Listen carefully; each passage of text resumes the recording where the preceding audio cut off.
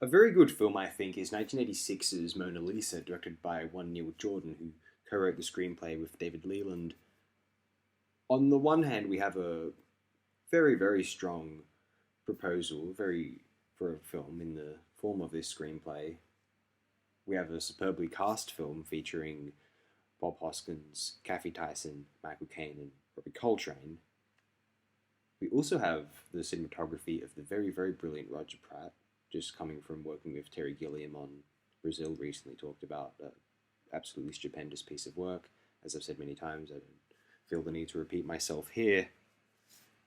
It culminates in this phenomenal moment, I guess a bit like the Long Good Friday.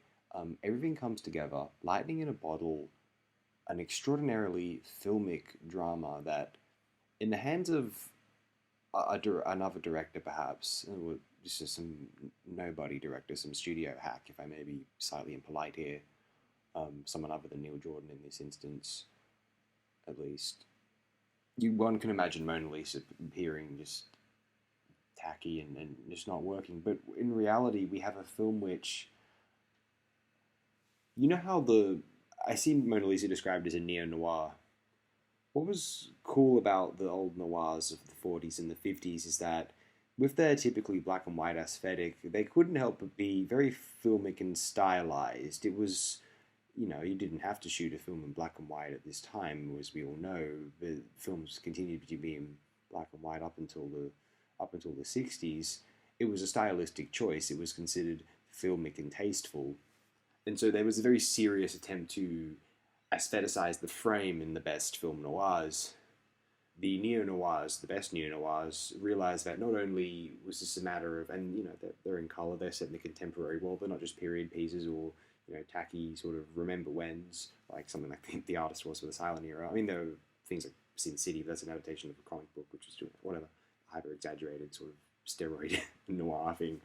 But no, in any case, the the neo noirs had a tendency to not be so filmic. They just take a pastiche, kind of VO, and kind of just pastiche the era, maybe even have an outright period piece. But they don't. It's not like film noir is true crime. It's an abstracted universe with where all this stuff takes place. It doesn't operate with real world logic. Noirs are a lot like melodramas in a respect for kind of men who drink booze and shit. Anyway, Mona Lisa it strikes that chord of a visual, filmic, stylistic universe, this abstracted realm, which doesn't. It's harder to imagine this film is taking place in reality than in some archetypal realm where gangsters are these kind of almost like these like demonic figures in some sort of knight's medieval labyrinth.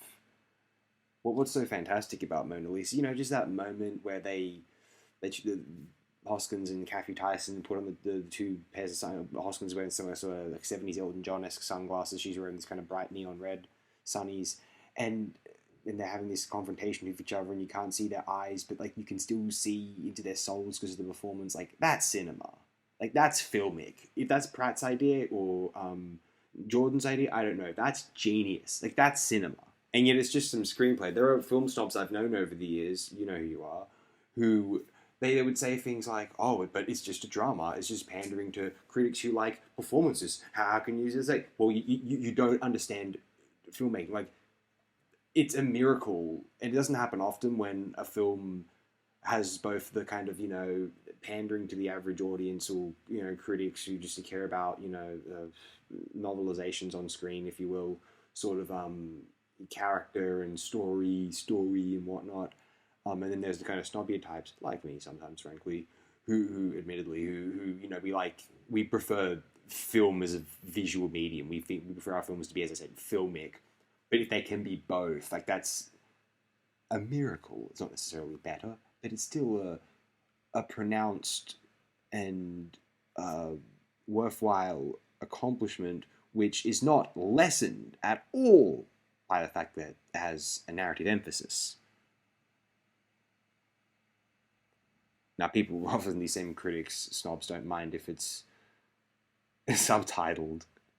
and the film is very filmic and also has a narrative. But if it's an English language film, like one of Mike Lee's or this one, and it's like, oh, it's very filmic, but it's it's in the English language and it's trying to appeal to critics about the story, and everyone's praising the story and the characters and the performances. Then no, it's a no go. No, no, not allowed to praise it.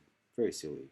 Mona Lisa is a very brilliant piece of work, in my humble opinion. Humble sometimes. A depressing film in many respects, but also a film which makes me so in awe of the capabilities of the medium. It's not that this is just an example of pure cinema in and of itself. Like, one of Bill Viola's, I think Bill Viola's I Do Not Know What It Is I Am Like was released in 1986, right? Yeah. So, not something like that, as the complete opposite. And I adore Bill Viola's like one of my absolute heroes. We kind of stole his ideas and Jonas Mekas' for Me and Oakeshott for End of Exhaustion way back when. But here's the thing, like, I think it's also phenomenal that we have something which could just be a stage drama, which, in a Mona Lisa script, and yet it employs the medium so unignorably, and it's almost as though we cannot imagine Mona Lisa being novelized or staged and it being nearly as effective. And to me, that's impressive cinema, I think, as well as the genius of someone like Bill Viola, for example. I highly recommend this film to those who have not seen it. Be in mind that it might be rather depressing, although what you'll come away from it is some of the more interesting, engaging performances and characters in an English language film, possibly of all time, and one of the more insistently filmic of these dramas. If dramas don't appeal to you, that's fair. If filmmaking appeals to you, there's an immense amount to appreciate in Mona Lisa. Absolutely. Thanks again, my friends. Appreciate it immensely.